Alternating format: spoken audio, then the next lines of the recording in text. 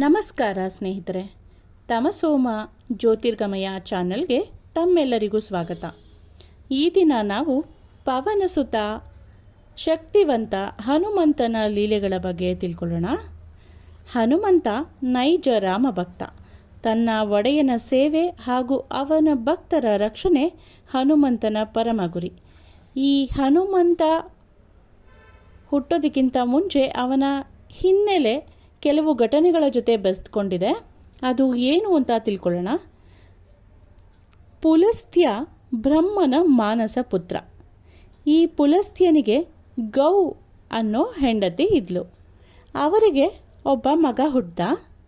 ಆ ಮಗನೇ ಕುಬೇರ. ಈ ಪುಲಸ್ತ್ಯ ಮತ್ತು ಗೌ ಅವರ ಪುತ್ರನೇ ಕುಬೇರ. ಈತ ತಂದೆ ತಾಯಿಯರಿಂದ ಬೇರ್ಪಟ್ಟು ಬ್ರಹ್ಮನ ಸೇವೆ ಮಾಡೋದಕ್ಕೆ ನಿಂತ್ಕೊಂಡ.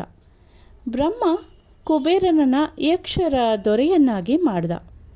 ಅಲ್ಲದೆ ರಾಜಾದಿರಾಜ ಅನ್ನೋ ಬಿರುದನ್ನು ಕೂಡ ಬ್ರಹ್ಮ ಕುಬೇರನಿಗೆ ನೀಡಿದ. ಕುಬೇರ ರಾಕ್ಷಸರ ವಾಸಸ್ಥಾನವಾದ ಲಂಕಾದ್ವೀಪದಲ್ಲಿ ಕನಕಲಂಕೆ ಅನ್ನೋ ಒಂದು ಹೆಸರಿನ ನಗರವನ್ನು ನಿರ್ಮಾಣ ಮಾಡ್ದ. ಅದು ಅವನ ರಾಜಧಾನಿಯಾಯಿತು. ಬ್ರಹ್ಮನು ಕುಬೇರನಿಗೆ ಮನೋವೇಗದಲ್ಲಿ ಸಾಗುವ ಒಂದು ಪುಷ್ಪಕ ವಿಮಾನವನ್ನು ನೀಡಿದ. ಇದೆಲ್ಲವನ್ನ ನೋಡಿ ಪುಲಸ್ತ್ಯನಿಗೆ ಅಂದರೆ ಕುಬೇರನ ತಂದೆಗೆ ಬಹಳನೇ ಸಿಟ್ಟು ಬಂತು. ಅವನ ಮಗ ಪುಲಸ್ತ್ಯ ಅವನ ಸೇವೆಗೆ ನಿಲ್ಲೋದು ಬಿಟ್ಟು ಬ್ರಹ್ಮನ ಸೇವೆಗೆ ನಿಂತಿದ್ದಾನೆ ಅಂತ ಹೇಳಿ ಅವನು ಕೋಪ ಮಾಡಿಕೊಂಡ.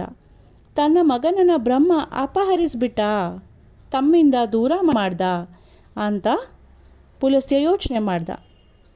ಆ ಕೋಪಕ್ಕೆ ಪುಲಸ್ತ್ಯ ಅವನ ಯೋಗ ಶಕ್ತಿಯಿಂದ ತನ್ನದೇ ದೇಹದ ಅರ್ಧವನ್ನು ಒಂದು ಪುರುಷ ಆಕೃತಿಯಲ್ಲಿ ಸೃಷ್ಟಿ ಮಾಡ್ದ. ಆ ಪುರುಷ ಆಕೃತಿಗೆ ಅವನು ವಿಶ್ರವ ಅಂತ ಹೆಸರು ಕೊಟ್ಟ. ಆ ವಿಶ್ರವನಿಗೆ ಯಾವಾಗಲೂ ಕುಬೇರನ ಮೇಲೆ ಸಿಟ್ಟು.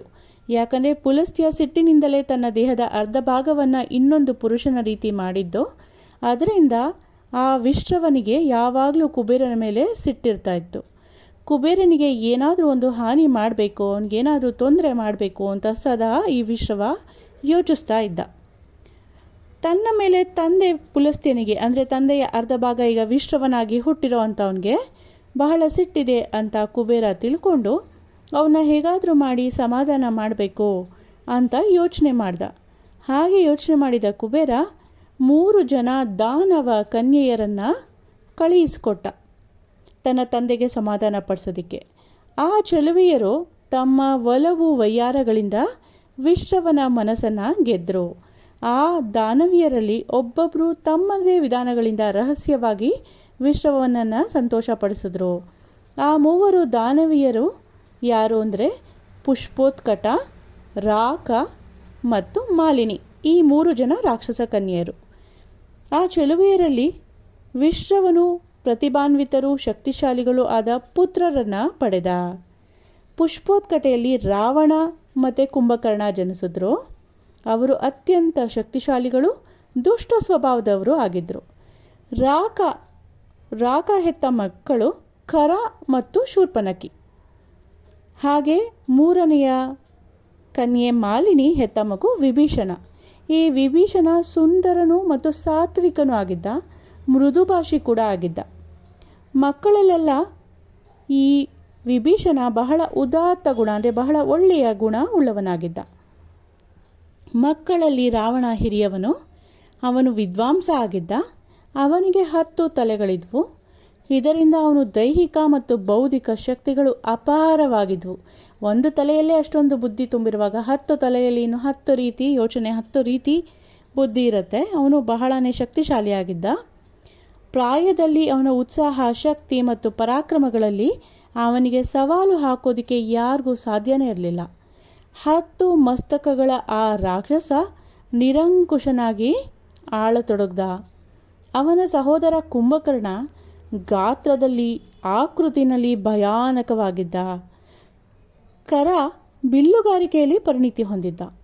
ಹಾಗೆ ಶೂರ್ಪನಖಿ ಅತ್ಯಂತ ಕುರೂಪಿ ಹೆಣ್ಣು.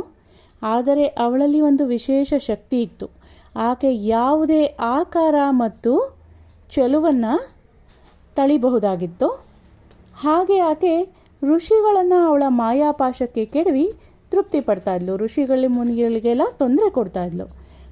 ವಿಶ್ರವ ರಾವಣನ ಹೃದಯದಲ್ಲಿ ಅವನ ಅಣ್ಣನಾದ ಕುಬೇರನ ಬಗೆಗೆ ಮತ್ಸರ ಬೆಳೆಯುವಂತೆ ಮಾಡ್ದ. ಅವನಿಗೆ ಮುಂಚೆಯಿಂದ ಕುಬೇರನ ಬಗ್ಗೆ ಕೋಪ ಇದ್ದಿದ್ದರಿಂದ ಈ ರೀತಿ ಮಾಡ್ದ. ಪರಿಣಾಮವಾಗಿ ಕುಬೇರನ ಸಿರಿ ಸಂಪತ್ತಿನ ಬಗೆಗೆ ರಾವಣ ಯಾವಾಗಲೂ ಕರ್ಬೋದಕ್ಕೆ ಶುರು ಮಾಡ್ದ. ಹೊಟ್ಟೆ ಕಿಚ್ಚು ಪಡೋದಕ್ಕೆ ಶುರು ಮಾಡ್ದ. ರಾವಣ ಕಠಿಣ ತಪಸ್ಸನ್ನು ಕೈಗೊಂಡು ಬ್ರಹ್ಮನನ್ನು ಶಿವನನ್ನು ಒಲಿಸ್ಕೊಂಡ. ಒಂಟಿ ಕಾಲಲ್ಲಿ ನಿಂತು 1,000 ವರ್ಷಗಳ ಕಾಲ ಬ್ರಹ್ಮನ ನಾಮ ಜಪಿಸ್ದ. ಒಲಿಯದಿದ್ದಾಗ ಅವನ ಒಂದೊಂದೇ ತಲೆಯನ್ನು ಕಡಿದು ಹೋಮ ಕುಂಡಕ್ಕೆ ಹಾಕೋದಕ್ಕೆ ಶುರು ಮಾಡ್ದ. 9 ತಲೆ ಕಡಿದು 10ನೇ ತಲೆ ಇನ್ನೇನು ಕಡಿಬೇಕು ಅನ್ನೋಷ್ಟರಲ್ಲಿ ಬ್ರಹ್ಮದೇವ ಪ್ರತ್ಯಕ್ಷನಾಗಿ ನಿನಗೇನು ಬೇಕು ವರ ಕೇಳ್ಕೊ ಅಂತ ರಾವಣನ ಹತ್ರ ಕೇಳ್ದ. ಆಗ ರಾವಣ ಯಕ್ಷರು, ಗಂಧರ್ವರು, ಕಿನ್ನರರು, ದೇವತೆಗಳು, ರಾಕ್ಷಸರು, ಉರಗರು ಮತ್ತು ಭೂತಾದಿಗಳಿಂದ ತನಗೆ ಮರಣ ಇಲ್ಲದೆ ಇರೋ ಥರ ಆಗಲಿ ಅಂತ ಬೇಡ್ಕೊಂಡ. ಅವನು ಮನುಷ್ಯರಿಂದ ಯಾವ ತೊಂದರೆ ಆಗಬಾರ್ದು ಅಂತ ಕೇಳ್ಕೊಳ್ಳಿಲ್ಲ. ಯಾಕೆಂದರೆ ಅವನು ತುಂಬ ಶಕ್ತಿಶಾಲಿ ಅನ್ನೋ ಅವನಿಗೆ ಅಹಂಕಾರ ಇತ್ತು. ಆದ್ದರಿಂದ ಬರೀ ಈ ರೀತಿ ಬೇಡ್ಕೊಂಡಿದ್ದ. ಬ್ರಹ್ಮ ಹಾಗೆ ಆಗಲಿ ಅಂತ ಅವನಿಗೆ ವರ ಕೊಟ್ಟರು. ಅವನ 10 ತಲೆಗಳು ಮೊದಲನೆಂತೆಯೇ ಮತ್ತೆ ಬಂದವು. ಒಲಿದ ಶಿವನಿಂದ ರಾವಣನಿಗೆ ಚಂದ್ರಹಾಸ ಅನ್ನೋ ಖಡ್ಗ ಕೂಡ ದೊರೀತು. ಬ್ರಹ್ಮನಿಂದ ವರ, ಹಾಗೆ ಈಶ್ವರನಿಂದ ಚಂದ್ರಹಾಸ ಅನ್ನೋ ಒಂದು ಖಡ್ಗ ರಾವಣನಿಗೆ ಸಿಕ್ತು. ಬ್ರಹ್ಮ ನೀಡಿದ ವರದ ಬಲದಿಂದ ಸಂಭ್ರಮೋಲ್ಲಾಸದಿಂದ ರಾವಣ ಲಂಕೆಗೆ ದಂಡಯಾತ್ರೆ ಮಾಡ್ದ. ಕುಬೇರನಿಂದ ಕನಕ ಲಂಕೆಯನ್ನು ವಶಪಡಿಸ್ಕೊಂಡು ತಾನೇ ಲಂಕಾಧೀಶ್ವರ ಅಂತ ಎಲ್ಲ ಕಡೆ ಸಾರ್ಕೊಂಡು ಬಂದ. ಎಲ್ಲ ನರಭಕ್ಷಕ ದಾನವರು ರಾವಣನನ್ನು ತಮ್ಮ ಅರಸ ಅಂತ ಒಪ್ಕೊಂಡ್ರು. ದಾನವರಾಜನಾದ ಬಳಿಕ ರಾವಣ ರಾಕ್ಷಸರ ವಿರೋಧಿಗಳಾದ ಋಷಿಗಳು, ಮುನಿಗಳು, ದೇವತೆಗಳು, ಯಕ್ಷರು, ಕಿನ್ನರರು, ಮಾನವರು ಇತ್ಯಾದಿ ಸಮಸ್ತರನ್ನು ಪೀಡಿಸೋದಕ್ಕೆ ಶುರು ಮಾಡ್ದ. ತನ್ನ ಅಧಿಕಾರವನ್ನು ಪ್ರಶ್ನಿಸಿದ ಪ್ರತಿಯೊಬ್ಬನನ್ನು ರಾವಣ ಹತ್ಯೆ ಮಾಡ್ದ. ಹಾಗೆ ಸತ್ತವರ ಸಂಪತ್ತು ಮತ್ತು ಅವರ ಸತಿಯರನ್ನು ರಾವಣ ಅವನ ವಸ್ತುಗಳಲ್ಲಿ ಸೇರಿಸ್ಕೊಳ್ತಾ ಹೋದ. ತ್ರಿಲೋಕಗಳು ಇದರಿಂದ ನರಕ ಸದೃಶವಾಗೋದ್ವು. ಇದರಿಂದ ಮುಕ್ತಿ ಪಡೆಯಲು ಜನ ದೇವರನ್ನು ಪ್ರಾರ್ಥನೆ ಮಾಡೋದಕ್ಕೆ ಶುರು ಮಾಡಿದ್ರು. ಅಂಥ ಅನಾಹುತದ ಕಾಲದಲ್ಲಿ ನೊಂದ ಋಷಿಗಳು, ಇಂದ್ರ, ಅಗ್ನಿ ಮೊದಲಾದ ದೇವತೆಗಳು, ಯೋಗಿಗಳು, ನಾರದ ಮೊದಲಾದ ಭಕ್ತರು ಭೂದೇವಿಯನ್ನು ಗೋವಿನ ರೂಪದಲ್ಲಿ ಮುಂದೆ ಇರಿಸ್ಕೊಂಡು ಬ್ರಹ್ಮದೇವರ ಮೊರೆ ಹೋದರು. ರಕ್ಷಣೆಗಾಗಿ ಬೇಡ್ಕೊಂಡ್ರು. ಹೇ ದೇವ, ನಿನ್ನ ಚರಣಗಳಲ್ಲಿ ಶರಣು ಬಂದಿದ್ದೀವಿ. ರಾವಣನ ಪೀಡನೆಯಿಂದ ನಮ್ಮನ್ನು ಪಾರು ಮಾಡು, ನಮ್ಮನ್ನು ಕಾಪಾಡು. ಇಲ್ಲವಾದರೆ ಭೂಮಿಯಲ್ಲಿ ಭಕ್ತಿ ಅನ್ನೋದೇ ಇಲ್ಲವಾಗ್ಬಿಡತ್ತೆ. ದೇವರು ಅಂತ ಮಾತೆತ್ತೋದಕ್ಕೆ ಕೂಡ ಯಾರೊಬ್ಬರು ಉಳಿದಿರಲ್ಲ ಅಂತ ಕೇಳ್ಕೊಂಡ್ರು. ಬ್ರಹ್ಮ ಅವರನ್ನು ಸಮಾಧಾನ ಪಡಿಸಿ ಇಂದ್ರ ಹಾಗೂ ದೇವತೆಗಳ ಜೊತೆಗೆ ಅವರು ವೈಕುಂಠ ಲೋಕಕ್ಕೆ ಹೊರಟರು. ಅವರು ವಿಷ್ಣುವಿನ ಸ್ತುತಿ ಮಾಡಿ, ಓ ದೇವ, 3 ಲೋಕಗಳಲ್ಲಿ ವಿಶ್ರವನ ಮಗ ರಾವಣ ಭಯ ಮತ್ತು ಕ್ರೌರ್ಯಗಳನ್ನು ಹರಿಯಬಿಟ್ಟಿದ್ದಾನೆ. ದಯೆದೋರಿ ನಿನ್ನ ನಿರ್ಗತಿಕ ಭಕ್ತರನ್ನು ನೀನು ರಕ್ಷಿಸು ಅಂತ ಕೇಳ್ಕೊಂಡ್ರು. ಪ್ರಸನ್ನನಾದ ಮಹಾವಿಷ್ಣು, ಓ ಬ್ರಹ್ಮ, ನನಗೆ ರಾವಣನಿಂದ ಆಗುತ್ತಿರುವ ಅನಾಹುತಗಳ ಅರಿವು ಇಲ್ಲದೇ ಇಲ್ಲ. ನನಗೂ ಇದ್ರ ಬಗ್ಗೆ ತಿಳಿದಿದೆ. ನಾನು ಈಗಾಗಲೇ ಅಯೋಧ್ಯೆಯ ಅರಸನಾದ ದಶರಥನ ಹಿರಿಯ ಮಗನಾಗಿ ರಾಮ ಎಂಬ ಹೆಸರಿನಲ್ಲಿ ಅವತಾರ ಪಡಿತೀನಿ. ನನ್ನ ಅಂತಃಶಕ್ತಿಯಾದ ಲಕ್ಷ್ಮೀದೇವಿ ಮಿಥಿಲೆಯ ರಾಜನಾದ ಜನಕನ ಮಗಳಾಗಿ ಸೀತೆ ಎಂಬ ಹೆಸರಿನಲ್ಲಿ ಅವತರಿಸ್ತಾಳೆ. ನನ್ನ ಪ್ರಿಯ ಜೊತೆಗಾರನಾದ ಶೇಷ ರಾಮನ ತಮ್ಮ ಲಕ್ಷ್ಮಣನಾಗಿ ಅವತಾರ ಪಡಿತಾನೆ. ನನ್ನ 2 ಶಕ್ತಿಗಳು ರಾಮನ ಸಹೋದರರಾಗಿ ಭರತ ಮತ್ತು ಶತ್ರುಘ್ನರೆಂಬ ಹೆಸರಿನಲ್ಲಿ ಹುಟ್ಟು ಪಡಿತಾರೆ. ನನ್ನ ಅವತಾರವೆನಿಸುವ ರಾಮನಿಂದ ರಾವಣವಧೆ ಆಗತ್ತೆ. ರಾವಣನ ಜೊತೆಗಿನ ಆ ಯುದ್ಧದಲ್ಲಿ ದೇವತೆಗಳಾದ ನಿಮ್ಮೆಲ್ಲರ ಸಹಾಯ ನನಗೆ ಬೇಕು. ಅದಕ್ಕಾಗಿ ನೀವು ಈಗಲೇ ಕಿಷ್ಕಿಂಧ ಸಾಮ್ರಾಜ್ಯದ ಪ್ರಜೆಗಳಾಗಿ ವಿವಿಧ ಜೀವಿಗಳ ರೂಪದಲ್ಲಿ ಜನ್ಮ ತಳೆದು ಸಿದ್ಧರಾಗಿರಿ, ನನ್ನ ಯುದ್ಧಕ್ಕೆ ಸಹಕಾರಿಗಳಾಗಿರಿ ಅಂತ ವಿಷ್ಣು ಎಲ್ಲರಿಗೂ ತಿಳಿಸಿ ಹೇಳ್ದ. ಎಲ್ಲರ ಪರವಾಗಿ ಬ್ರಹ್ಮ ಅಪ್ಪಣೆ ಮಹಾಪ್ರಭು ಅಂತ ಹೇಳಿ ಎಲ್ಲರೂ ಸಮಾಧಾನ ಪಟ್ಕೊಂಡು ಅಲ್ಲಿಂದ ಹೊರಟು ಬಂದರು. ಬ್ರಹ್ಮ ಇಂದ್ರಾದಿ ದೇವತೆಗಳನ್ನು ಉದ್ದೇಶಿಸಿ, ನೀವು ಕೂಡಲೇ ಕರಡಿ ವಾನರ ವರ್ಗಗಳ ಸಂತತಿಯಾಗಿ ಕಿಷ್ಕಿಂಧೆಯಲ್ಲಿ ಹುಟ್ಟುಪಡಿರಿ. ಶಕ್ತಿಶಾಲಿಗಳಾದ ನೀವು ಆ ಜನ್ಮದಲ್ಲೂ ಕಾಮರೂಪಿಗಳು, ರಣಭಯಂಕರರೂ ಆಗಿರ್ತೀರಾ. ನಿಮ್ಮ ಜೀವನೋದ್ದೇಶ ಮೂಲತಃ ರಾವಣ ವಧೆಗಾಗಿ ಇರುತ್ತೆ. ಇದು ಯಾವಾಗಲೂ ನಿಮ್ಮ ನೆನಪಿನಲ್ಲಿರಲಿ ಅಂತ ಬ್ರಹ್ಮದೇವ ಎಲ್ಲ ದೇವತೆಗಳಿಗೂ ಆಜ್ಞೆ ನೀಡಿದ. ಬ್ರಹ್ಮದೇವ ನಿನ್ನ ಬಯಕೆಯಂತೆಯೇ ನಡೆದುಕೊಳ್ತೀವಿ ಅಂತ ಎಲ್ಲ ದೇವತೆಗಳು ಬ್ರಹ್ಮನ ಅಪ್ಪಣೆ ಪಡೆದು ಅಲ್ಲಿಂದ ನಿರ್ಗಮಿಸಿದ್ರು. ಸ್ವಲ್ಪ ಸಮಯದ ಬಳಿಕ ದೇವತೆಗಳು ಭೂಮಿಯಲ್ಲಿ ಮಂಗ, ಕರಡಿ, ಹಕ್ಕಿ ಜಾತಿಗಳಲ್ಲಿ ಹುಟ್ಟುಕೊಂಡ್ರು. ಅವರೆಷ್ಟು ಬಲಾಢ್ಯರಾಗಿದ್ರಂದರೆ ಅವರ ಮುಷ್ಟಿಯಿಂದ ಹೊಡೆದ್ರೆ ಕಲ್ಲು ಬಂಡೆಗಳೇ ಪುಡಿ ಪುಡಿಯಾಗಿ ಹೋಗ್ತಿದ್ವು. ಅವರ ಗರ್ಜನೆಯಿಂದಲೇ ವೈರಿಗಳ ಎದೆ ನಡುಕ ಹೋಗ್ತಿತ್ತು. ಅವುಗಳ ಹಲ್ಲುಗಳು, ಉಗುರುಗಳು ವಜ್ರದಂತೆ ಹರಿತವಾಗಿದ್ವು. ಅವೇ ಆಯುಧಗಳ ರೀತಿ ಕೆಲಸ ಮಾಡ್ತಿದ್ವು. ಆದರೂ ಅದರ ಜೊತೆಗೆ ಬೇರೆ ಆಯುಧಗಳ ಪ್ರಯೋಗ ಕೂಡ ಅವರಿಗೆ ತಿಳಿದಿತ್ತು. ಅವರಲ್ಲಿ ಅನೇಕರಿಗೆ ಮಾಯಾವಿದ್ಯೆ ಸಹ ತಿಳಿದಿತ್ತು. ಅವರು ಸುಲಭವಾಗಿ ಬಂಡೆ ಮತ್ತು ಮರಗಳನ್ನು ಬುಡಮೇಲು ಮಾಡಿ ಶತ್ರುಗಳ ಮೇಲೆ ಎಸೆದು ನಾಶ ಮಾಡಬಲ್ಲವರಾಗಿದ್ದರು. ಅವರ ತುಳಿತಕ್ಕೆ ಭೂಮಿ ನಡುಗ್ತಾ ಇತ್ತು. ಅವರ ನೆಗೆತಕ್ಕೆ ಮಹಾ ಸಮುದ್ರವನ್ನು ದಾಟಲು ಸಾಮರ್ಥ್ಯ ಇತ್ತು. ಹಾರಾಟಗಾರರ ವೇಗಕ್ಕೆ ಆಕಾಶ ಮಾರ್ಗದಲ್ಲಿ ಸಿಗುವ ಮೋಡಗಳು ಒಂದೋ ಚದುರಿಕೊಳ್ತಿದ್ವು, ಇಲ್ಲವೇ ಅವರ ಬೆನ್ನ ಹಿಂದೆ ಸೆಳೆಯಪಡುತ್ತಿದ್ವು. ಹೀಗೆ ಭಾರೀ ಸಂಖ್ಯೆಯ ಮಂಗಗಳು, ಕರಡಿಗಳು ಆ ಕಡೆಯ ಕಾಡುಗಳು, ಗಿರಿ ಕಂದರಗಳು ಮತ್ತು ಮರಗಳಲ್ಲಿ ವಾಸ ಮಾಡೋದಕ್ಕೆ ಶುರು ಮಾಡಿದ್ವು. ಕಾಡುಗಳು ಮತ್ತು ಬೆಟ್ಟಗಳು ಜೀವ ಜಾಲದಿಂದ ತುಂಬಿ ಹೋದವು. ಹದ್ದಿನ ಜಾತಿಯ ಭಾರೀ ಗಾತ್ರದ ಹಕ್ಕಿಗಳು ಈ ಕಾಡುಗಳ ಎತ್ತರದ ಮರಗಳಲ್ಲಿ ಆಶ್ರಯ ಪಡೆದವು. ಲಂಕೆಯ ರಾಕ್ಷಸ ದೊರೆ ರಾವಣನ ಸಜ್ಜನ ಪೀಡನೆ ಮತ್ತು ಚಿತ್ರಹಿಂಸೆ ಪ್ರವೃತ್ತಿ ಹತ್ತಲೇ ಇತ್ತು. ಅದು ಭಾರತದ ದಕ್ಷಿಣದ ತುದಿಯಿಂದ ಉತ್ತರಕ್ಕೂ ಕೂಡ ವಿಸ್ತರಿಸಲ್ಪಡ್ತು. ಅವರ ಹಾವಳಿ ಹೆಚ್ಚಾಗಿ ಭಾರತದ ಮಧ್ಯಭಾಗ ಹಾಗೂ ವಾಯುವ್ಯ ಭಾಗಗಳಲ್ಲಿ ನಡೀತಿತ್ತು. ಅವರ ದೌರ್ಜನ್ಯ ಹೆಚ್ಚು ಸಕ್ರಿಯವಾಗಿದ್ದು ಮಧ್ಯ ಭಾರತ ಮತ್ತು ವಿಂಧ್ಯ ಪರ್ವತದ ದಕ್ಷಿಣ ಭಾಗಗಳಲ್ಲಿ.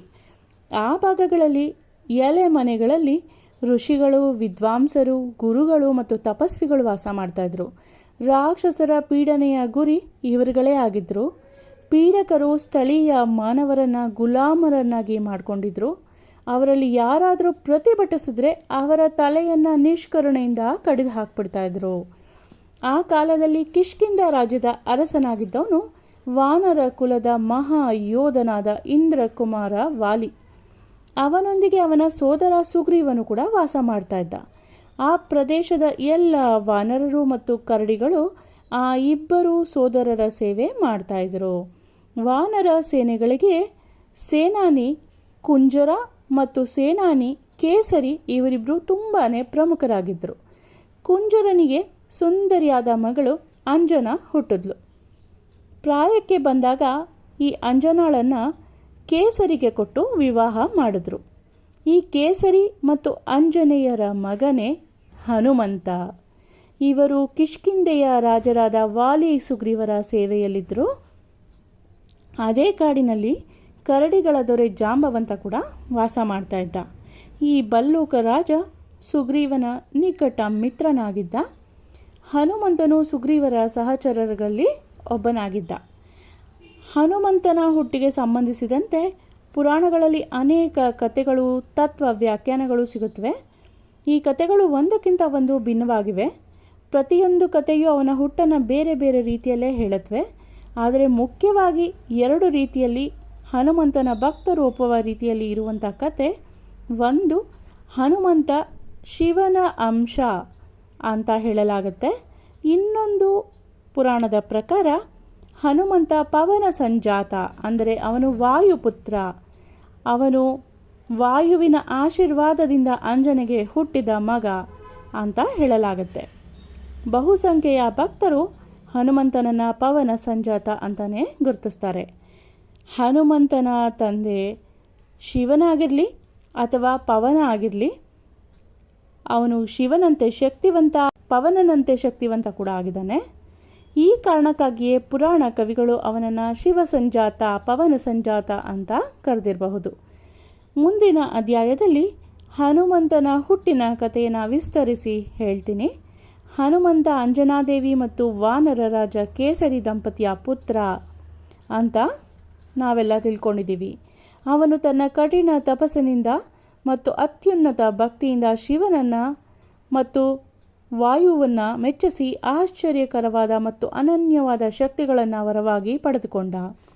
ಗುರು ತನ್ನ ಪ್ರಿಯ ಶಿಷ್ಯನನ್ನು ಅವನ ಸ್ವಂತ ಮಗನಂತೆ ಕಾಣುವ ಹಾಗೆ ಹನುಮಂತ ಶಿವನಿಗೂ ಹಾಗೂ ವಾಯುವಿಗೂ ಮಗನ ರೀತಿಯೇ ಆದ.